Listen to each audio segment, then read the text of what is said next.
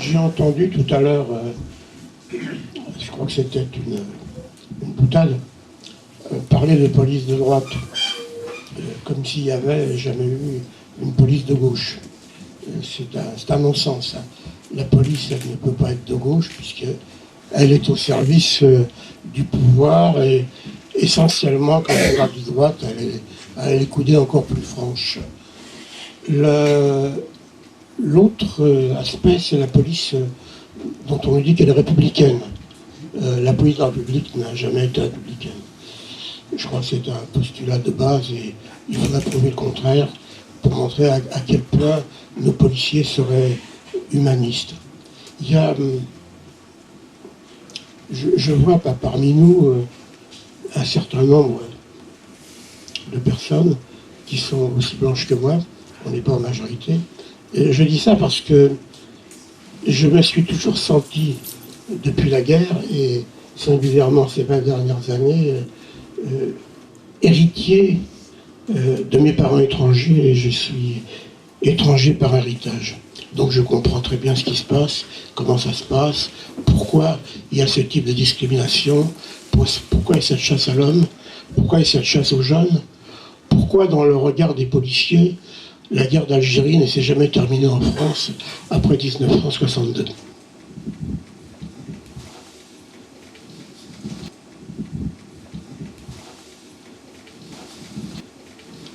Il y a 2 ans, un peu plus, au mois de juillet 2010, j'étais témoin au procès de Villiers-le-Bel.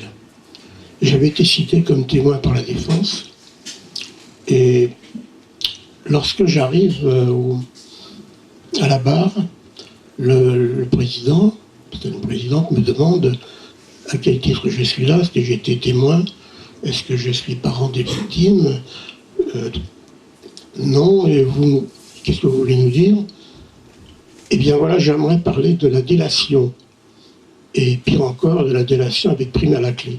Aussitôt, les avocats des parties civiles et le procureur se sont dressés en disant c'est pas le sujet, on n'a pas à parler de ça ici, et le témoignage de monsieur est irrecevable.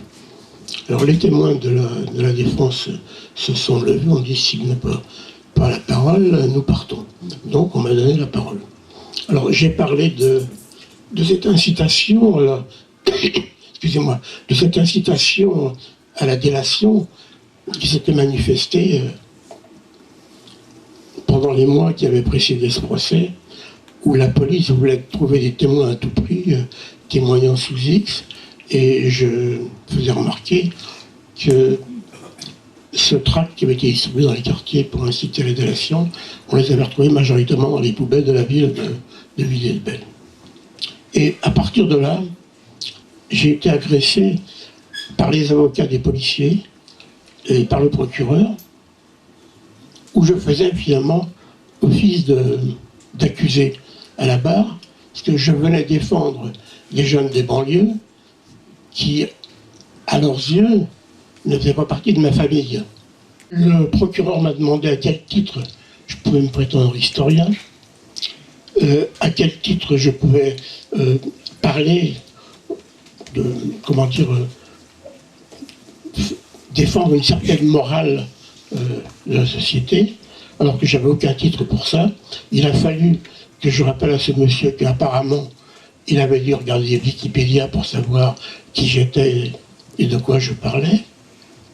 Et brusquement, ça j'étais très stupéfait, il y a un des avocats de partie civile, des policiers, qui m'a agressé lourdement en disant à la cour, je comprends la motivation de ce monsieur.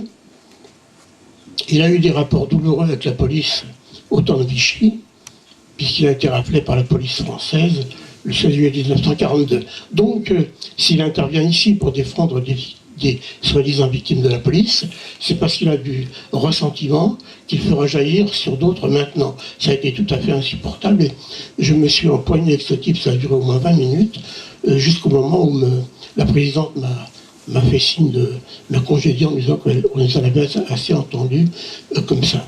C'était intéressant parce que quand je témoigne dans ce genre de procès, je ne fais jamais allusion à ma propre histoire, parce que le sujet, c'est la situation actuellement. Le reste, c'est une histoire douloureuse, mais c'est de l'histoire. Et à chaque fois, il y a toujours quelqu'un qui veut faire le lien en disant « s'il réagit comme ça maintenant, c'est parce qu'il a un vieux ressentiment ». Et comment dire, le ressentiment, il est très tardif pour cette période. C'est ce que j'ai expliqué à ce tribunal. C'est que si effectivement j'avais été rappelé avec mes parents par la police de Vichy en 1942, je l'avais écrit sur ce sujet qu'en 1988. Donc j'avais eu le temps de la réflexion et que mes écrits étaient tout à fait raisonnables et non pas empreints d'un esprit de vengeance. Mais le tribunal en question n'était pas décidé à entendre ça.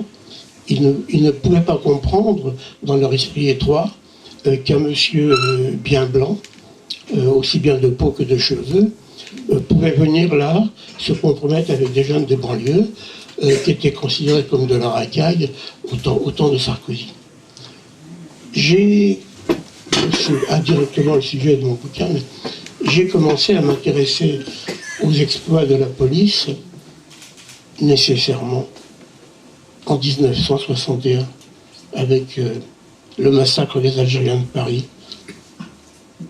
le 17 octobre 1961 et le 7-8 février 1962 à Charonne.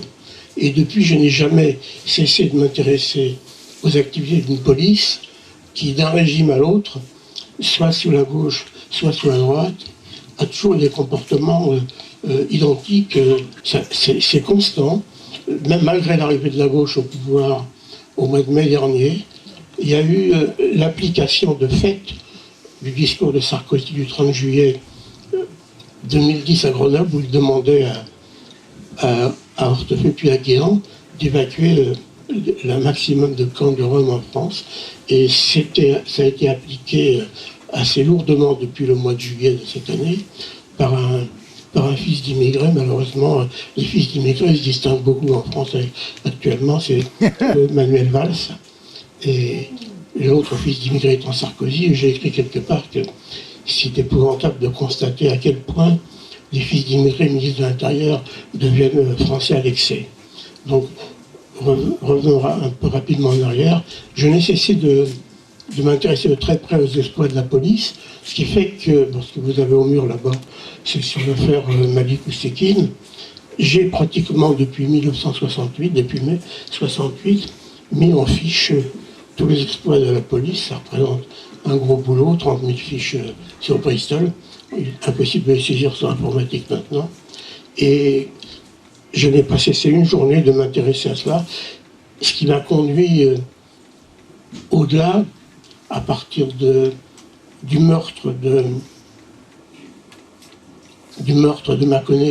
Mâconnais le 6 avril 1993, à m'intéresser de plus près encore aux exploits de la police, puisque un an après la mort de Mâconnais, c'est-à-dire le 6 avril 1994, avec mon regretté camarade Alexis Violet, nous avions créé l'Observatoire de la liberté publique et le bulletin Que fait la police. Depuis, et ça c'est un peu le fond de ce petit bouquin, nous avons publié sur papier 125 numéros de Que fait la police, mois après mois, et depuis 2006, sur Internet, la poursuite de ces bulletins.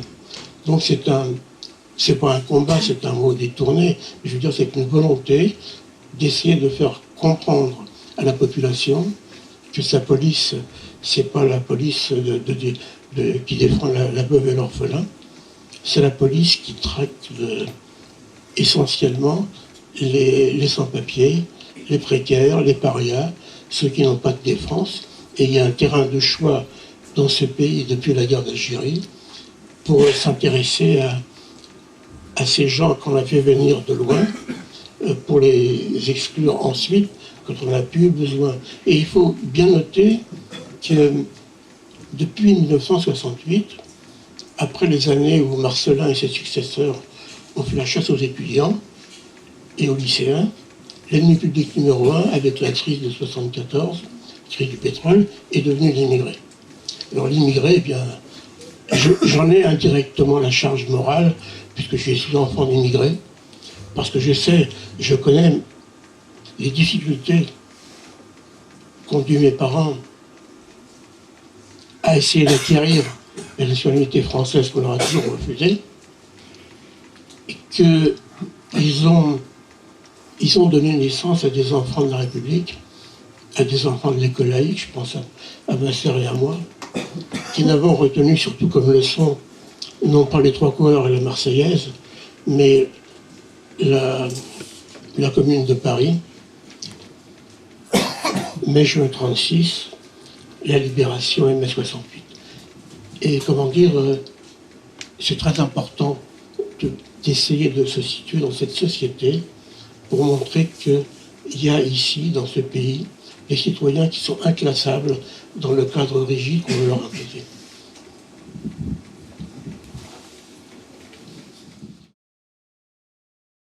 On va expliquer en quoi le système judiciaire il est pourri de l'intérieur. Ce qui se passe depuis quelques années, cette haine envers les jeunes des banlieues, qui dure depuis une vingtaine d'années, eh bien, c'est une tradition policière. La police, il lui faut toujours un ennemi pour avoir le sentiment d'exister. Et depuis au moins 20 ans, l'ennemi, ce sont les jeunes des banlieues.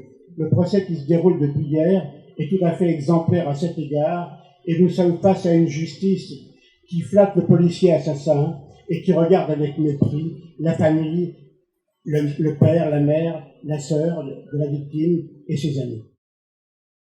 C'est pas du pessimisme que d'être lucide. Je pense que nous sommes presque tous à peu près convaincus que d'ici 6 mois, la droite va revenir au pouvoir et que la loi sécurité quotidienne, dite LSQ, que la gauche nous a concoctée, va être non seulement reprise, améliorée, aggravée par la droite, et qu'on est en train actuellement, sous un régime de gauche, de tracer le sillon d'un État policier qui sera effectivement mis en place dans 6 mois par la droite. Si nous n'y voyons pas, je pense qu'il est déjà bien tard, mais que la constitution de ce réseau et cette conférence de presse peut être des événements, en tout cas précurseurs, de ce qu'on pourra qualifier peut-être tristement bientôt de résistance contre l'État policier. À partir des exemples qu'on a cités tout à l'heure, il est tout à fait évident que la police est déjà et depuis longtemps un État dans l'État et que le discours sécuritaire ne date pas d'hier.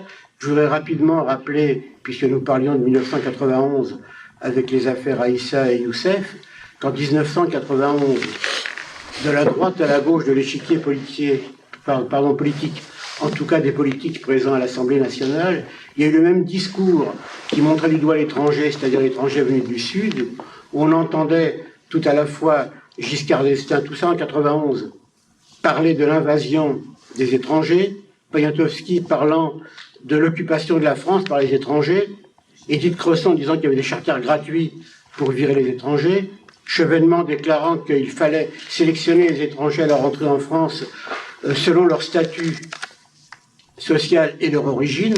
Le Parti communiste amenait sa pierre également, disant qu'il est très préoccupé par la présence des étrangers en France et que ça répondait aux questions que se posaient les gens, comme on dit, et qu'en fin d'année, il y avait eu, en 91, en novembre, les 51 propositions de Maigret sur l'immigration. Donc ce climat, malgré plusieurs gouvernements de gauche jusqu'en 93 et à nouveau depuis 1997, n'a pas varié, qui s'est alourdi, et qu'à chaque fois que la gauche capitule devant la police, non seulement ça sert la droite, mais ça sert également l'extrême droite, et il n'est pas innocent de constater que Le Pen monte rapidement dans les sondages actuellement.